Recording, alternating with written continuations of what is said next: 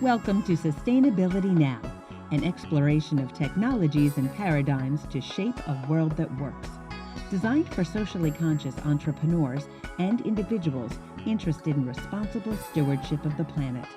Sustainability Now covers food, energy, housing, water, waste, health, economics, and consciousness.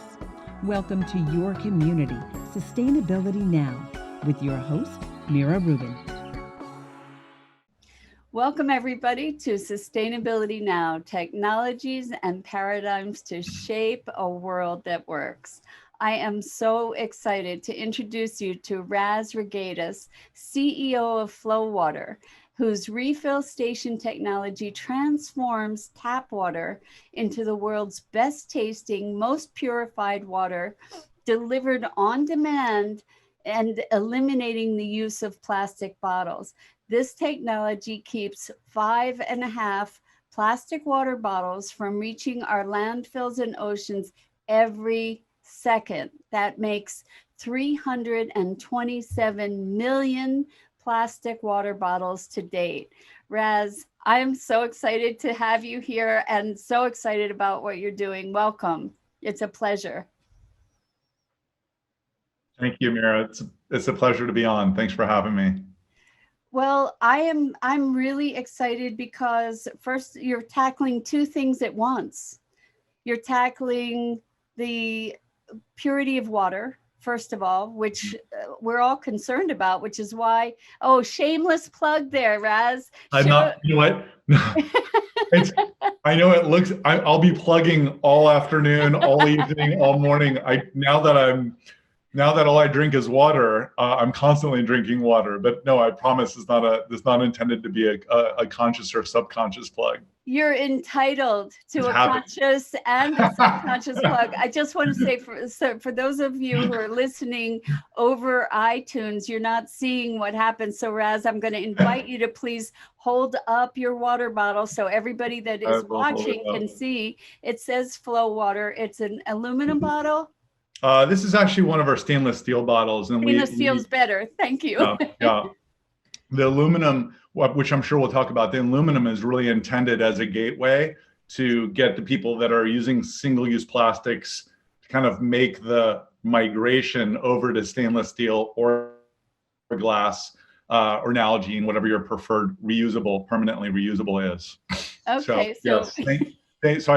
I would have waited at least 10 minutes to do an actual plug if that was conscious for me, but it's subconscious. Well, it's awesome, actually. And it just sort of gets us to jump into the fact that you're kind of tackling two things at once that are both really, really prominent, important causes. One is the quality of the water that we drink and the safety of it, not to mention making it delicious, which is wonderful, and plastic waste. And I just would love to ask you to talk a little bit about how you became such a crusader.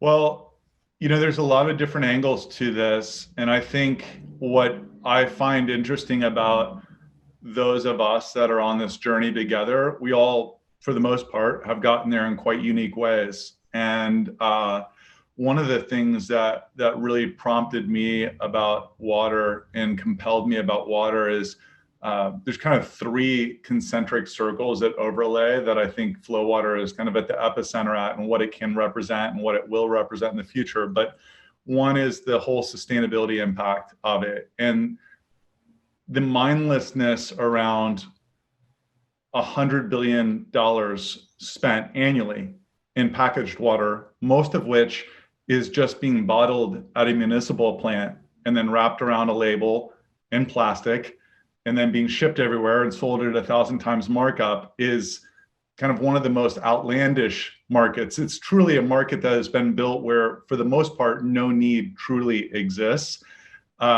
So hats off to them for being really good marketers, but they get docked for creating something that's really destructive to the environment. And so that was one of them.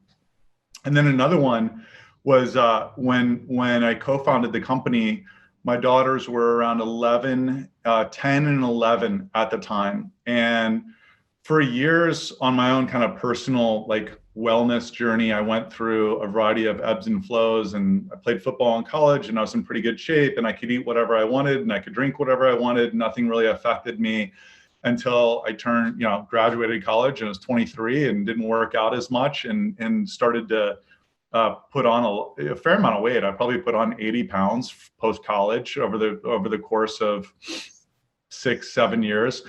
And I saw, ultimately I just kind of took this programming that had been embedded in me from youth onward of donuts and Snicker bars and sodas and ultimately Red Bulls or whatever, the energy drink is. And I saw that same programming happening to my daughters at the age of 10, 11. And it really never dawned on me, but I was like, oh gosh, this actually starts at the Saturday soccer game. Like you show up and you're getting like cookies and caffeinated and sugarized and, just indoctrinated. It's just an adrenaline jump of bad and addictive stuff.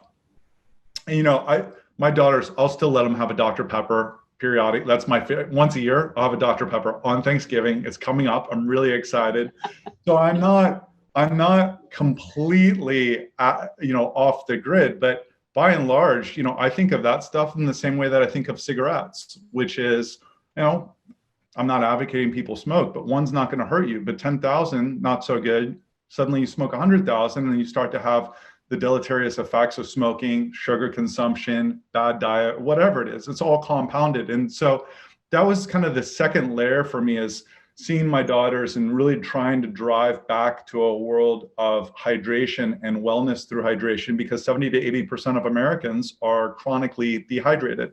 So if you went to the doctor and you were telling them what your symptoms were, regardless of what they are, for the most part, most doctors should be really starting with diet, exercise, and hydration. And that's not a critique of doctors. Unfortunately, the way our medical system is set up, they really don't get paid to do much more than the treatment portion of it. But I became really passionate about, wellness and hydration as kind of an anchoring tenet to feeling better, eating better, recovering from your workouts faster, improving the glow of your skin, whatever it is.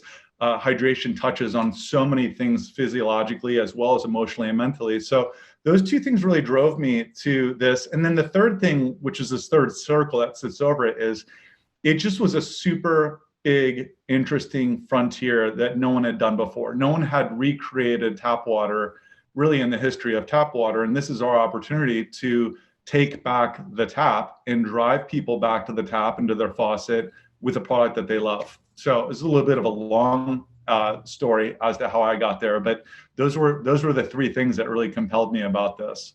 Well, when your information came across my desk, the thing that excited me so much was the idea of water refill stations, because especially with COVID and even certainly before, with the moving around that we do, to be able to have access to clean water safely that isn't delivered in plastic containers.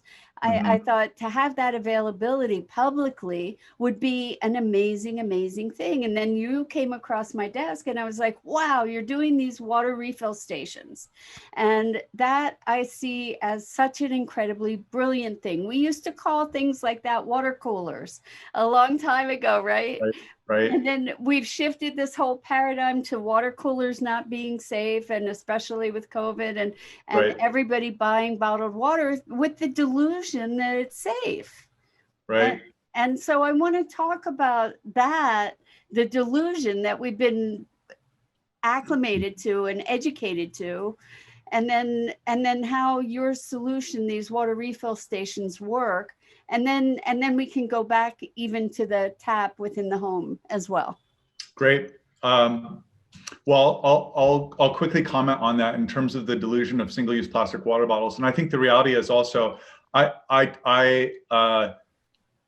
as our company and as a CEO and also as an advocate for the cause of ending single-use plastic water bottles, a lot of our brand halo really tries to be intentional about it being aspirational and intentional, but also kind of a source of optimism, which is we can do something world changing and it's also better for you as a consumer.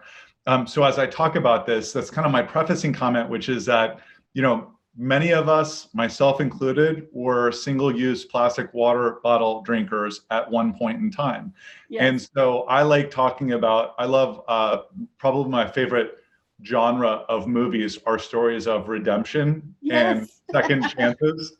So I feel like, and that's really because that's the story of life for all of us. I mean, this is all, anyone that's being honest is on their second, third, fifth, 500th chance with life. And so as I talk about this, I'll be pretty damning as it relates to single-use plastic water bottles, but that's not to the people that are drinking it. And candidly, it's also not really to the people that are producing it. I mean, I know a lot of people at these big bottled water companies. I often refer to big bottled water as big tobacco. It's the equivalent version of big tobacco in the 60s and 70s. And that became very uncool, very quickly over a period of the last 10, 15 years in particular. It's happening even faster with bottled water. But that being said, it's not even my comments aren't really directed to them. It's really to the product. And there's a right side of history that we can all be on. And so I'll kind of talk a little bit about that. Now, what's interesting to me about bottled water consumption, because sometimes people will have this discussion with me and it'll kind of go in the way of, well, why, if this is so bad, if bottled water is so bad for the environment, like why didn't everyone just stop using it? And the answer is actually really simple.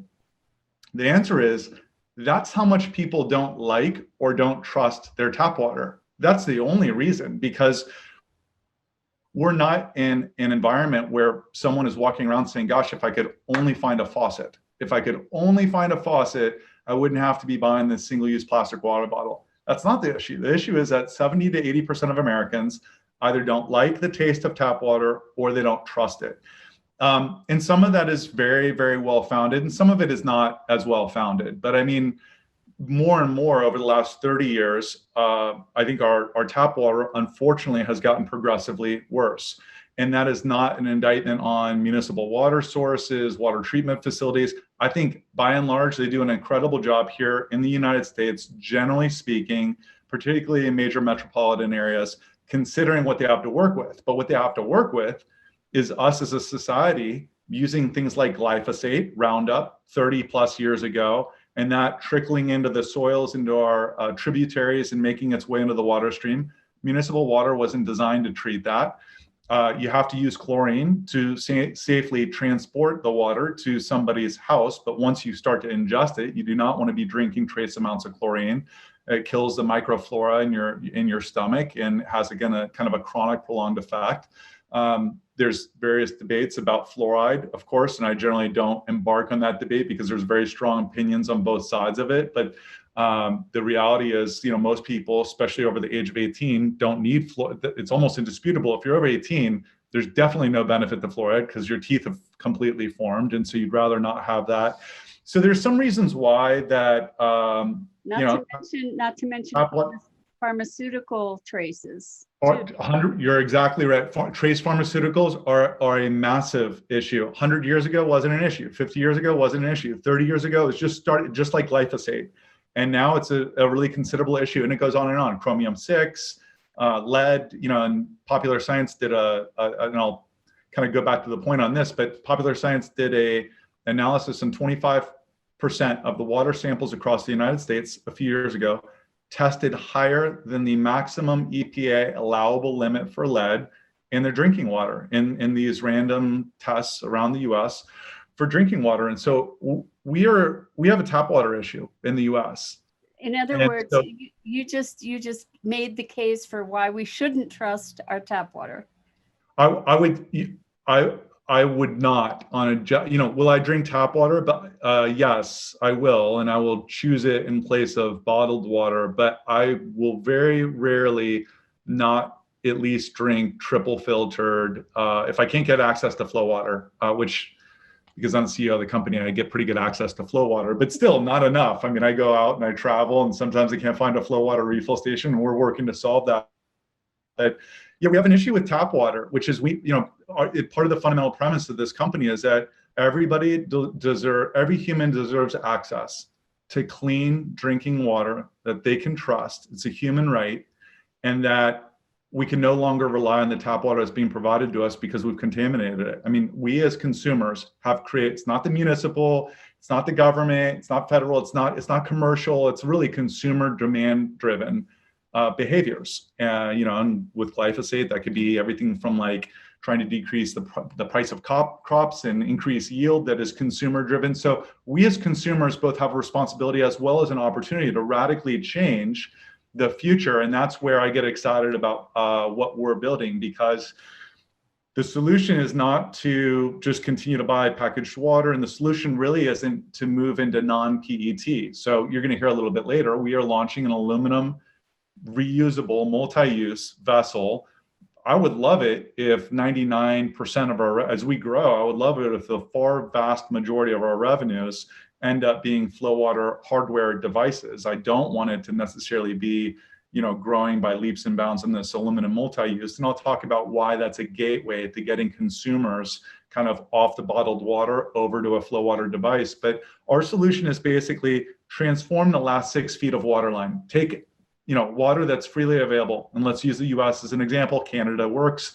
And any kind of first world country actually works as an example that has potable water. But to tie in a FloWater device that takes it and purifies it, filters it, refines it, and turns it into bottled water on tap.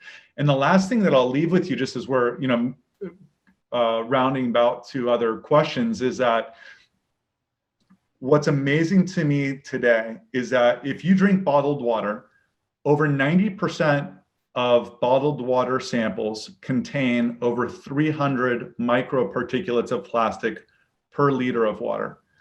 So that's amazing, because you're literally now drinking your bottled water when you're drinking bottled water. But here's the other thing that's even more amazing than that, is that we have so proliferated plastic into our environment, which doesn't biodegrade, it photodegrades, which means one piece turns into 2, 4, 8, 16, 32, 64 until it becomes microplastic.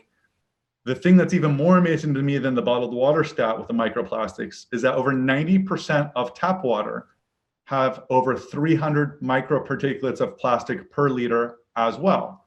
So it's a little bit like being a non-smoker sitting in a room with 5 other smokers, and now you're all smoking, because the secondhand smoke is generally just every bit as dangerous as the firsthand smoke. So we're now all smoking, but we're actually drinking bottled water, and we're now all drinking microplastics. And in fact, there's 10,000 known chemicals that are used to make plastics, the petroleum and the plastics that are used to make PET, 10,000 known chemicals that go into the creation of that, which we're now lining our stomachs. As a frame of reference, there's only 6,000 in tobacco products and cigarettes. So there's actually more known contaminants and chemicals that go into the creation of the plastics that we're now literally drinking. So we need to solve that. And I think one of the ways of solving it is first by awareness, which is you're hurting yourself slowly, as well as the environment slowly, but in compounding levels, by drinking bottled water. And we can solve that. And this is a great thing that we can solve it with a better solution and do good for the environment and do good for human health as well. And when I say we, I don't mean just FloWater, I mean collective we that are all pushing forward on a sustainability front. So what I have to ask is, what makes FloWater so different from all the other water filtration systems out there? That's a great question. And so you know how I kind of started the premise with, well, if bottled water is so bad, why don't people just drink from the tap? And the other way to get there is, well, if bottled water is so bad, why don't people just drink from water fountains or water purifiers or water coolers or 5-gallon jugs? And there's a couple reasons why, and I'm going to answer your question very specifically, but then I'm going to back into how I'm answering that question. So FloWater uses our refill stations. So we have a variety of different FloWater products. We've got a FloWater faucet filter. We're in the process of developing a FloWater counter unit. It'll be like a soda stream, but for your counter, that filters, purifies, remineralizes, alkalizes water right on your countertop for your home. That will be probably very much a plug and play system. We also have these FloWater refill stations that go into schools. We're selling a ton to schools right now. Our school business is absolutely booming because it's replacing water fountains, but also hotels, gyms and whatnot. And what makes it different is we use a proprietary 7-stage purification system. It extracts up to 99.9% of contaminants, pharmaceuticals, herbicides, pesticides, heavy metals, microplastics, bacteria, viruses. Yeah, I'm glad you prompted me on that. I should have started with that. I should have started with that in current circumstances. Viruses, bacteria, that's obviously a big thing. And so it's a system that extracts it, brings water almost down to a distilled state. And that's any tap water, any potable water, anywhere in the world, that system will do that with. And then it goes through a remineralization process, 12 trace minerals and other electrolytes that are part of that. That increases the alkalinity, sodium, potassium, magnesium, and calcium as well, partly for taste, partly for hydration. So the resulting effect of it and what we've created is something that kind of covers a few things. One is it purifies the water, which is a really important thing, and many devices don't purify water out in the market. So they don't remove viruses and bacteria, or they don't remove microplastics, or it doesn't remove Roundup. So kind of what you're left with is basically tap water that's marginally better. I mean, on a scale, it's the difference between going from like on a scale of 1 to 10 from a 0 to a 1 or a 1 to a 2, whereas FloWater is taking it from like a 0 to a 10 through this proprietary purification system that we built. The second thing, though, is some of it is just about the use case and the user experience. So in the United States, there are 1.65 million water coolers, these black box water coolers. And they're not designed for refillables. They're designed for like office cups like this, but they're not designed for refillable, and they're really slow. And I'll just give you one example, but if I go to a water fountain or a water cooler and it takes me 30 to 45 seconds on average to fill one of these up, that doesn't sound like a long time, but imagine being a student in a school and there's 3 kids in front of you. It's impossible. Or imagine being in an office like Google, where you've got a lot of employees and you got a couple minutes between meetings, 30, 45 seconds, a person's ahead of you. You're not going to wait 2 minutes to fill up your bottle. And so, for example, the FloWater refill station will fill this in about 10 seconds. Wow. So it's as close to instantaneous as you can get, with it being also practical, where not too much water is coming out. But that's one example of what makes it different. I mean, there's about 30 things that have been designed into it. The most recent is that within 6 weeks of COVID really making its way to the United States, we launched a fully touchless option with a foot pedal. So now when you are at school and you're a student, or you're a gym, if you're able to go back to your gym inside or outside, you can literally use a foot pedal, not have to touch anything, fill up with FloWater. And we use a very sophisticated activated oxygen system, O3, which is constantly sanitizing the tanks. It's also a very, very potent antimicrobial, antiviral.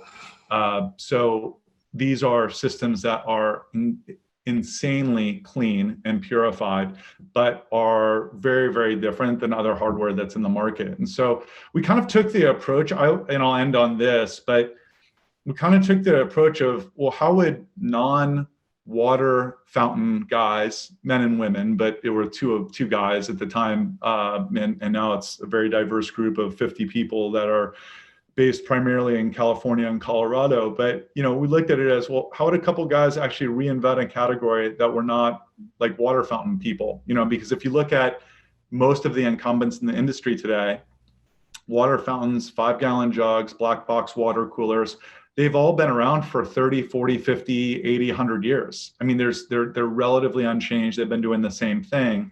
So we tried to look at, well, how do we recreate something to build something consumers love and they would rather drink than bottled water? Because that's the way we change behavior. We don't change behavior by just saying, well, this is bad, stop doing it. Sometimes that's needed to get them to stop and be like, oh, aha, like this is bad. Why am I doing this? But we have to give them something better to gravitate and grab onto. Otherwise, it doesn't stick. Is that your experience too? Would you agree with that, or do you have any different experiences? Well, it makes me think of the Buckminster Fuller quote, and I'm not. It's the same idea. It's that you don't replace something by mandating it, you replace it by creating something better. Right. Yes. Yeah. That's a great quote. Well, I misquoted Or it. paraphrase. It's a great I knew it was a paraphrase, but that was a great paraphrase. And Buckminster is a good one to quote on that. In fact, to that point, a lot of times when we take FloWater, sometimes we'll have customers that will say, "Hey, we want to ban bottled water, and we're bringing in FloWater, and we're going to FloWaterize our office, and no one's going to be allowed to drink single-use plastic water bottles anymore." When I used to be more active in the sales process, and hopefully my sales team has kind of followed suit on this, but I would actually slow the roll, and I would say, whoa, like, I love that idea. No one loves that idea more than me. However, don't do that, because the second that you tell them that, they're not going to like the replacement. So why don't you just bring these FloWater refill stations out and watch what happens, and then look at the data within 90 days. And in every instance, after 90 days, we'll see consumers drinking 50% less soda, 50% less coffee, and anywhere from 50 to 250% more water. And we'll see about 80% voluntarily, 80% reduction of single-use plastic water bottles. So if you give someone something that they love, they'll do more of it naturally. And if you can educate them along the way, that's the duality that's really powerful to driving a massive shift in consumer behavior. And then, those companies end up, someday they just stop buying bottled water, and nobody knows, because no one's drinking bottled water anymore, which is a far better way of going about it rather than just banning. Yeah, if you ban it, you're creating the resistance. Right. For sure. Right. So I wonder, you talked about, there's so many questions. So your business model, you are going up against Goliath. And not just one Goliath, but multiple Goliaths that are these massively large companies that are very invested in sugary drinks and in bottled water, and lots and lots of plastic. So how do you, as the little guy, come in and really, you're trying to create a whole paradigm shift, a sea change. How do you do that in the face of these massive, massive powers that be? Yeah, it's a great question, and it's interesting. I have described it many times as David and Goliath, but I've never heard someone more accurately describe it as David and Goliaths, plural, and it really is that way. And so there's a couple things that I think about when I think about our business and creating ultimately what we think can be a world-changing impact and kind of world-changing disruption. One is that we're tying the brand to things that we think are a rising tide and a mega trend, right? Which is an anti-plastic movement, but one that is aspirational with a solution behind it that consumers prefer. And what, you look at all of our messaging and almost all of our social and all the PR that we do and the events that we do, one is that we're really trying to create a story of showing people the positive impact of a better way. And it really starts first with them. I mean, everyone talks about, the aquatic life and the dolphins and the sea turtles, but when you actually flip it to impacting their health or their, pocketbooks or whatever it is, that's where the biggest amount of change starts. So we're really trying to cross both thresholds there. We're talking about the greater good, but also kind of the micro good, which is your household, your health, your fitness, your skin texture, your skin tone, your satiety, your diet. The second thing is, the way I think about this is that we can't outspend big bottled water. I mean, there's no way, right? And we're not gonna out-regulate them either. Neither of those have been our approach. But we do think we can out-market them in the sense of tapping into, and I didn't realize how many water puns there were until I got into the water industry. So we'll hear probably another 10 as we go. But tapping into that consumer sentiment of wanting to do something good and be a part of positive, powerful change. And the way that we're doing that has been over the last 6 years by focusing on a lot of brands and physical locations that a lot of consumers either know about or they find to be cool, or they go for fitness and they're in their gym and they love their gym and it's a CrossFit or it's a yoga studio and they feel good there and they're drinking FloWater there by tying brand association. And so I'll give you a very specific example of what that looks like. There are 10 million small and medium-sized businesses out in the United States, 10 million. It's a huge, huge marketplace. We have not targeted any of them. And it's not because they all wouldn't be terrific benefactors of having a FloWater in their office or whatever it is. They would and they will, and we'll get there. But what we've really done is we focus on going to major cities and major brands within cities to develop kind of a revolution of consumers that can taste and feel a difference with the product where there's a lot of transients. So a hotel in San Francisco. I mean, we have hundreds and hundreds of hotels in San Francisco, LA. We've opened Denver about a year ago. We're opening in Dallas. So we've done a lot of market to market, and there's many other markets, and we've got FloWater in about 50 states. It's like 48 states right now. So it's a national brand, but where we started, we looked in big cities, high transient populations, big brands like Google, Electronic Arts, Discovery, Warner Brothers, Hyatt, Hilton, Marriott, Viceroy Hotel, Four Seasons. And we're trying to do a lot of brand affinity to consumers where they're having a great experience to kind of perpetuate that into, their back home or in their literal household or I can't resist saying you are literally seeding it so that it goes viral. That is the roadmap. Yes, yeah. we're seeding it, and not. But at a certain point, and I'm very open about it. Is we can't do this on our own. I mean, we need, for the good of the cause.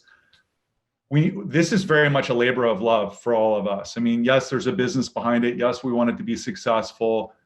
Yes, there are many other ways to grow faster and more profitably, other businesses and other industries. And this is a really interesting one, but this is a very mission-driven company for us. And so having conversations and raising the level of consciousness and awareness with people like your audience and getting kind of this movement going, that's what's going to shift it, right? And so earlier when I was talking about, all these things that kind of have happened to our tap water, the degradation of our tap water, packaged water, bottled water, it's consumers that drove the demand. I mean, if there was no demand, companies wouldn't have produced it. I don't think that's true. I think it was actually a manufactured demand. Okay, I agree with that. I actually, it's a little, that is more along the lines of where I started. If consumers didn't continue the behavior though of buying it, 100% agree, manufactured demand though. But the consumers have perpetuated it, right? That's and so true, we've got an opportunity. They bought it hook, line, and sinker, right? Correct. Right. And what's interesting about bottled water to me too is that 7 of the top 10 biggest brands, the best-selling SKUs of bottled water, are all brands. So if brand didn't really matter and marketing didn't really matter, and to your point, it was manufactured demand, because if it wasn't, everyone would be buying the cheapest stuff at a warehouse club in the most discounted bottle for like 13 cents, and they're not doing that, So the trick is to make FloWater and other water solutions sexy, and that's yes, that is, and you said it really, really well, because there is something about this needs to be cool to catch on. I mean, it just does. So it's got to taste great. It's got to have this great experience. And so that's where, pre-COVID, and we'll get back to this. I mean, COVID it's not going to be here like this forever. We don't know what it'll be like in terms of kind of infestation in terms of our life, but it's not going to be like this forever. We all know that. And people are going to go back to school and people are going to travel again. And one of the things that we were very, very active in were a lot of events. I mean, we did a ton of music festivals. We did Dreamforce every year, which is a big tech conference here in San Francisco. We've done some other PGA events, and there's probably 300 events a year that we're doing that are big brand events. And that you hit it the nail on the head, which is we want people to go and be using FloWater and to be saying to themselves, wow, this is the world's best tasting water, but this is also really cool. And I want to get behind this and be a part of it. Yeah. Well, okay, so there's a bunch of things I want to ask. First of all, you said black box coolers, water coolers. I don't know what you mean by that, so I want to just clarify that quick. Yeah. So in an office, I mean, if you go to a, you're a kind of a typical insurance company or a doctor's office, you might see what I commonly describe as a black box water cooler. They're called POUs, point of use water coolers, but it's commonly referred to as the office water cooler. So that generally has, maybe one or two filters on it. It's designed for like coffee cups or small like office cups. It really actually, ironically, it really was designed decades ago for styrofoam cups.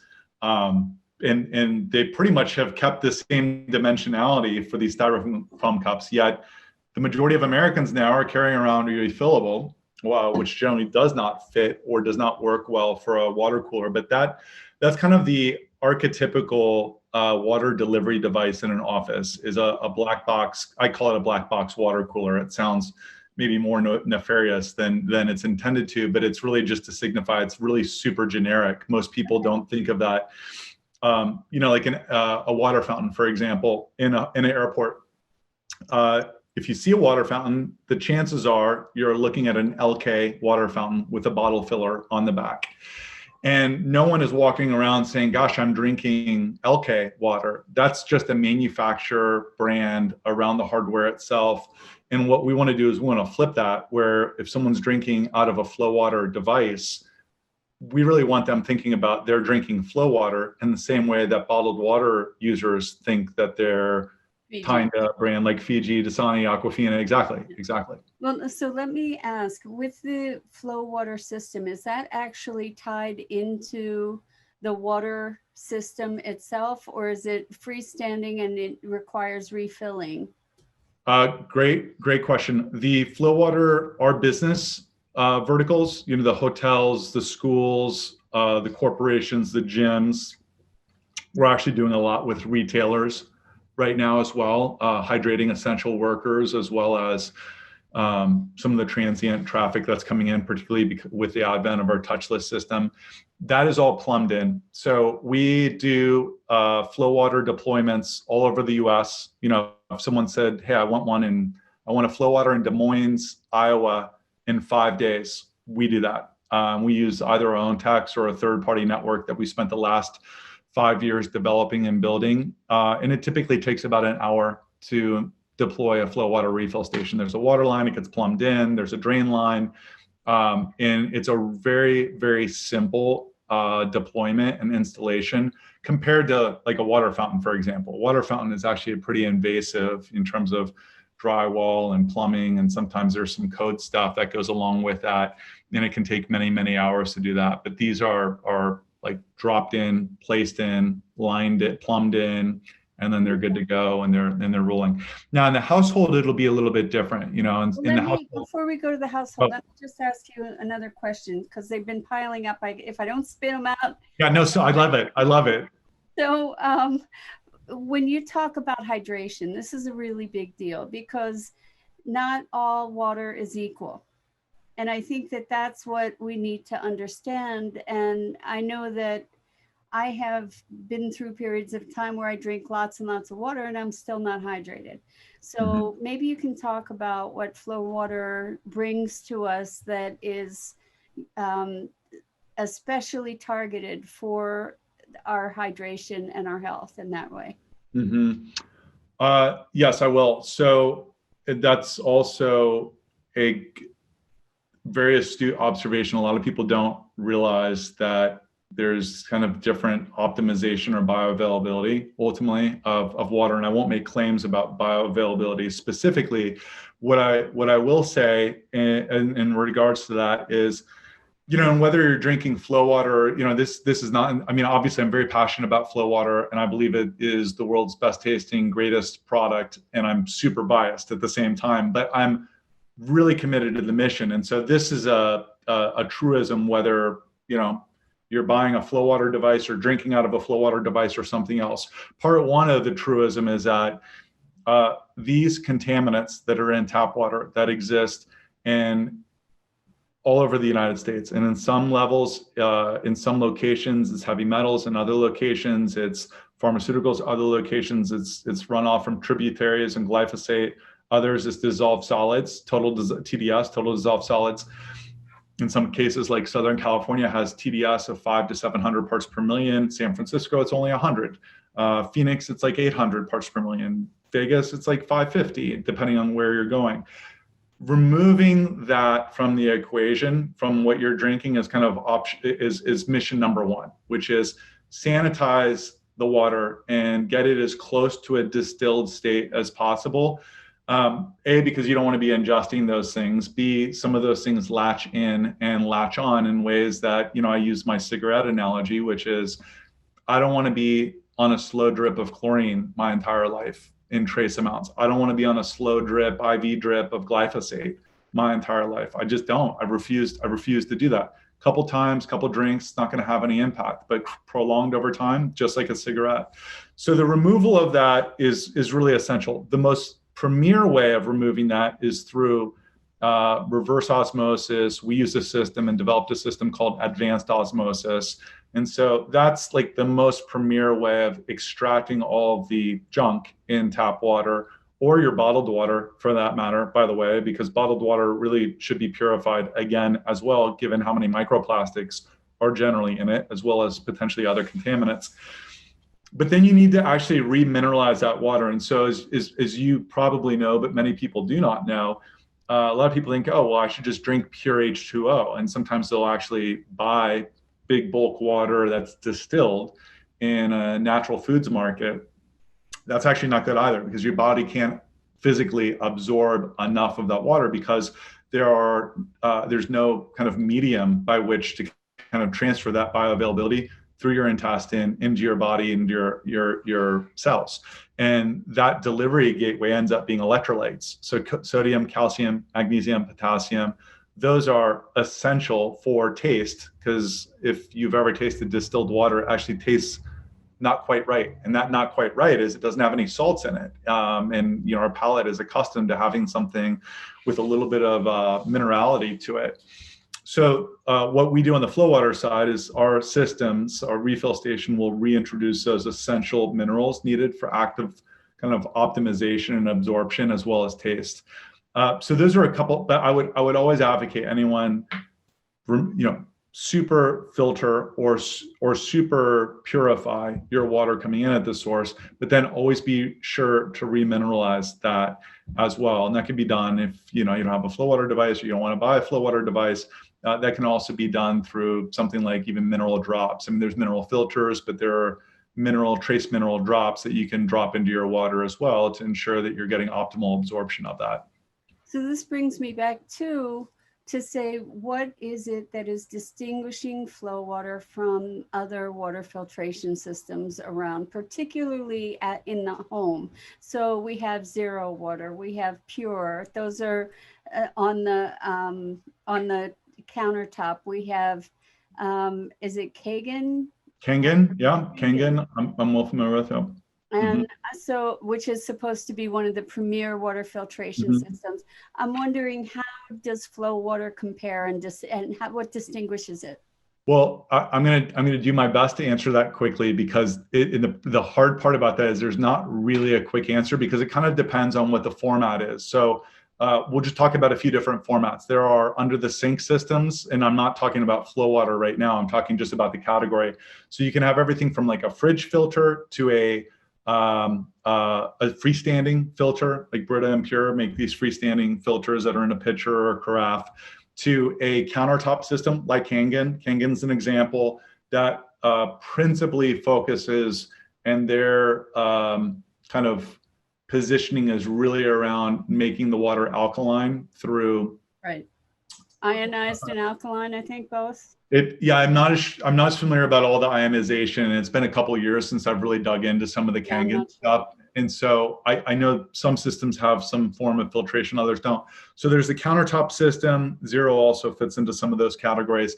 And then there's the faucet filter. So each of these, depending on, one of the interesting and complicated, but also it's really just actually interesting and complicated. But challenging pieces of water filtration is that depending on the format, it's limited to be able to do certain things. So, for example, when we launch a countertop system next year in the year 2021, that will be like having a full-fledged, like best of the best FloWater refill station that's sitting on your counter in your home. It's going to have advanced osmosis, it's going to remineralize, it's going to go run that water at the very end as a finishing filter through a coconut carbon filter, which gives it this taste that consumers prefer to bottled water.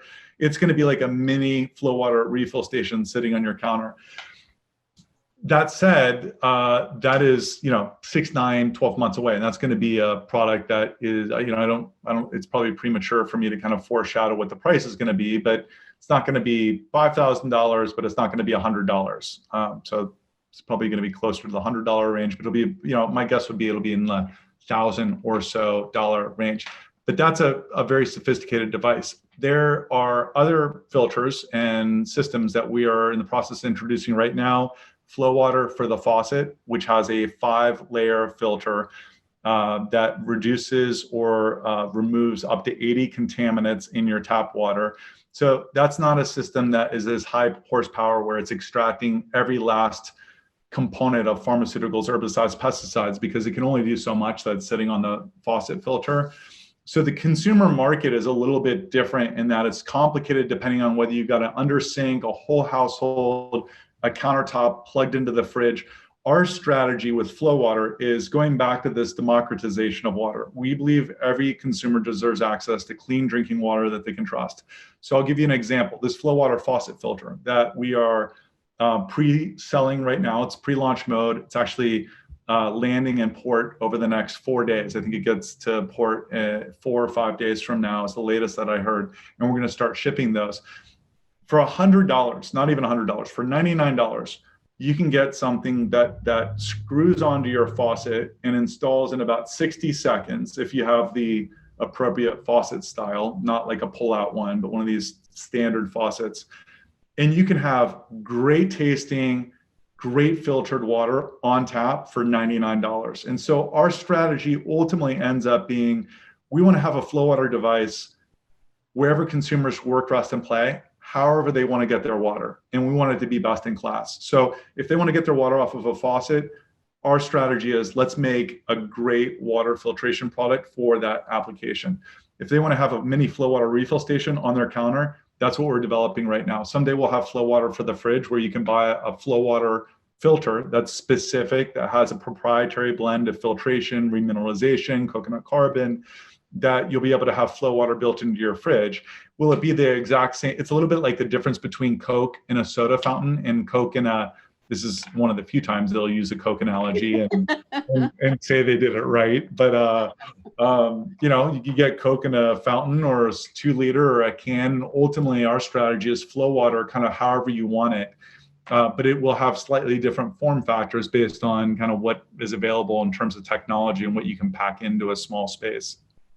Gotcha. I think it's a perfect time for you to give your website so that people can just go and follow your progress there. Great. Yeah, absolutely. Thank you. www.drinkflowater.com. So that's drink, FLOWATER, just one W. Beautiful. And we'll have your link on our website for sure. Great. So that people can get to you from there as well. So I want to go back to the story of fighting Goliaths, plural, and really the threat of being a small business underfoot, and how did you approach that to be able to gain inroads into the marketplace, and what's your vision for how to do that without getting crushed? Without getting crushed, yeah.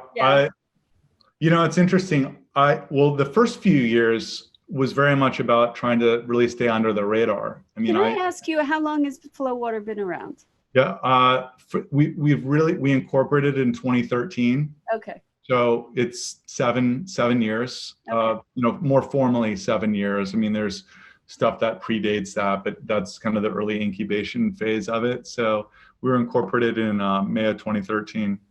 So well, let me just say one thing is that, as I'm in Silicon Valley right now, I mean, physically in this moment, but I've lived on and off in the Valley for 10 years. Before that, I lived in New York City.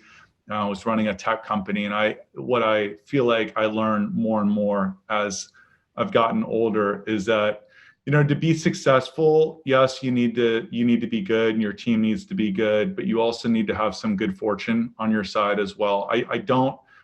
Sometimes I listen to these podcasts and entrepreneurs talk and, kind of tell this story of like, they did everything. No one got them any gift and they didn't get any breaks along the way. And I just think that's total BS. I mean, for all of us, the reality is, I do believe in destiny, and I don't think I have some God-given inherent right that we are destined to be successful no matter what. That being said, I feel like there's destiny that's been pushing us along the way or pulling us. And we've had many moments, and I think any entrepreneur that's being honest with their audience or whoever they're talking to, if they were being honest, I think they would say that there are a lot of moments of despair where you did not know how you were going to make your way out of it, and something almost supernatural had to intervene to help provide that bridge. So that story, that's a great story. We want to hear that. Well, I will tell you one, and I haven't shared this very publicly. I'll tell you one. And let me say this, so before I tell the story, that's not my entire strategy. We probably won't have time to get into the other things, but I don't want someone to think this guy's just running this company based on destiny. So there's a lot of other fundamentals. I mean, I could walk through strategic roadmap, this plan, hire a great team, hire only A's, keep only A's. So I could go through all that. It's probably going to sound more typical. So we can talk about the more kind of destiny interceding. I wish I could use the names of some of these companies. We were closing a round of funding. This is 2 years ago. It's easier to tell the story now because it's 2 years old rather than 2 weeks old. 2 weeks old was a little hard. And we had closed a really, really big deal with a retailer. And we were rolling out, and we've since kind of solved all this. And I can't say the name of who it was, but I was sitting, it was like a Saturday morning, and I was sitting with my oldest daughter, Raz Razgaitis, and she's in college now in Colorado. And Royce and I are sitting there, and I get a phone call and I answer it, and it's my COO. He's like, "Hey, we got a big issue." And I said, "Well, what's the issue?" He said, "Well, there's a leak in a retail store, and it's pretty bad." And we were just rolling out to many locations. We've closed many bigger deals since then, but at the time, 2 years ago, this was like our biggest deal. And I was closing a round of financing. We were in final stages of due diligence. The incoming investors were asking every week, "Hey, how's this count coming?" et cetera, et cetera. And kind of the long story short on it is there was a pretty massive leak that occurred, and we were getting pegged for it on the installation. And that account basically went sideways. And I was really worried. It had never happened to us before, but I also knew it could happen. So I thought, well, if this is on us, this is on us, and we just have to take our lumps. So kind of a long story short, and my daughter, who has seen me in many stressful situations, when I hung up the phone, she's like, "Dad, this one's really bad, isn't it?" I was like, "Yeah, this is pretty bad." So she's never asked me that before, so she knew it was pretty stressful. Ironically, what ended up happening, and this story is way more interesting when I can share the details. Maybe someday after we're like $1 billion company and confidentiality agreements are all torn up, we can be more public about it.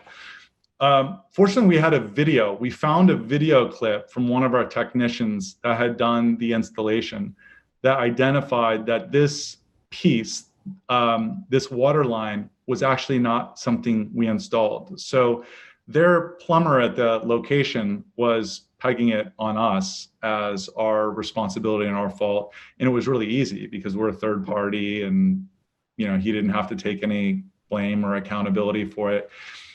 And so, there's an example where we just had one little thing, the one 10-second video clip that we happened to find on the installation. And, like that wasn't strategic. That was just destiny happening, which is, it just happened coincidentally. And I've had some moments like that in actually during the same era. Well, I remember. Wait. You didn't give us the happy ending to the story. Well, actually, it's tied to this. So the happy ending of the story, by the way, is we ended up closing alternatively. We actually that deal got put on ice. It actually got put on ice of it, and I remember feeling like that was going to be the end of the world.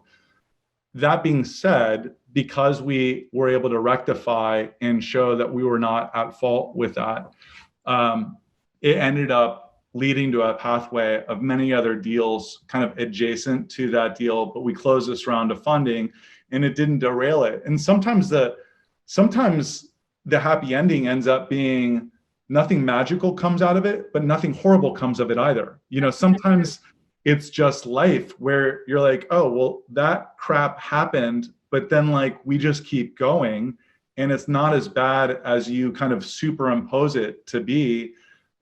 It did help to have kind of that piece of evidence that we were completely devoid of responsibility of that. So note to self, in the future, always video the installation. Yeah. Right? Yeah. And, I've had so many experiences like that. I mean, another one was, I'll tell you very quickly this one. I was this round of funding during that story that I was telling you about, this round of funding, we were in the final stages, term sheet, drafting, docs, stock purchase agreements. We were weeks away from closing. That story started 6 months earlier. And that story started when I knew I had to go raise money, and it was a Series B. And at that time, I remember feeling like this. I don't want to make this sound too bizarre, but I remember feeling and hearing this voice pushing me, internal voice, to go do volunteer work. And I remember arguing with myself. I'm like, well, this is single dad. I got 2 daughters. I'm running a company. I fly 130,000 miles a year. We're trying to change the world with sustainability. No to the volunteering. I'm doing enough. And I kept having this argument with myself of like, no, you're supposed to go volunteer. And I subsided. I said, okay, I'm going to find a group to volunteer with. I found this group called Defy Ventures, where they bring entrepreneurs into prisons and they work with incarcerated inmates on their preparation for release and release back into society, interviewing resumes, job ideas, pitches. It's kind of like Shark Tank some days where you go in and they're pitching you with these ideas. So I started taking days off and doing, not all the time, but I was taking a day off every quarter, to go do this. And literally the day after I did my very first assignment, thinking, how in the world am I going to pull this off? And my dad responsibilities and my company and fundraise. I get a call from this guy that later ended up investing on LinkedIn. I get a LinkedIn, and he called me and he said, hey, I'm really interested in investing. It's LinkedIn. And I'm like, hey, yeah. Like, why don't you send me an email? I'll send you. He was in Sweden. I was like, a lot of people are always kicking the tires, and he calls me. He's like, no, like, I'm really, really, really interested. Like, I don't think you understand how interested I am in your company and what you guys are doing. So he flew out, met me in San Francisco, and pretty much months after we inked that deal. I think that was an example of me being tested. Would I have gotten that call had I not been? It's not because I did volunteering. I want to make, that's not. But I do think we all get these calls in our lives that are like a little bit of a test on, this doesn't feel like it's going to be easier, but it's the right thing to do. And hopefully the right thing ends up happening as a result of it. And sometimes, it doesn't feel like the right thing happens, but you're singing my song, because one of my biggest things for my personal coaching practice that I do with my clients, but also with Sustainability Now, is that we all have a purpose and a mission, and that it's critically important that we listen to that internal voice, that we have guidance. And to be able to use that, it opens doors, and to be able to follow our passion that's what we came here for. That's what we need. If there's any paradigm shift on the planet, that's the first one. Well, why do you think we resist that so much? Or some of us resist that? Well, we're enculturated to believe that it's nonsense. Mm-hmm. And we're enculturated to be looking outside for validation and direction instead of inside. And I think that that's probably the biggest paradigm shift available to us as humans, and to really shift the balance of life on the planet. You know, when we connect to our hearts, we wouldn't do the stuff that we do in the world. Yeah, that's very well said. That's very well said. It's a fun journey for all of us. And I think the cool part about this for me is we all get to be a part of a cool journey. Some are more visible than others, right? And I went back to I went to college in Indiana. I went back to Indiana a couple of years from now. I remember seeing some of my friends from college, and I had a couple of people that say, you know, things probably look bigger on Facebook and in Instagram than they really are in real life. You know, we're all, for the most part, happier on Instagram. Like, that's not the real world. That's just a small slice of one's world. And, you know, I remember talking to somebody, and he was a football coach, and he was a teacher, and he had 4 kids, and he had this great marriage. And I was listening and talking to him thinking, man, this guy is having like such an impact on the world. And as we're talking at the end of it, he said something to the effect of, man, he's like, I'm so inspired by what you're doing at FloWater. I would love to have a world-changing idea or impact. And I'm sitting there thinking, man, I'm thinking the same thing about you. Like, you got this great family, you got like 50 kids in your football team, you've got a classroom full of kids that you can have a major impact on.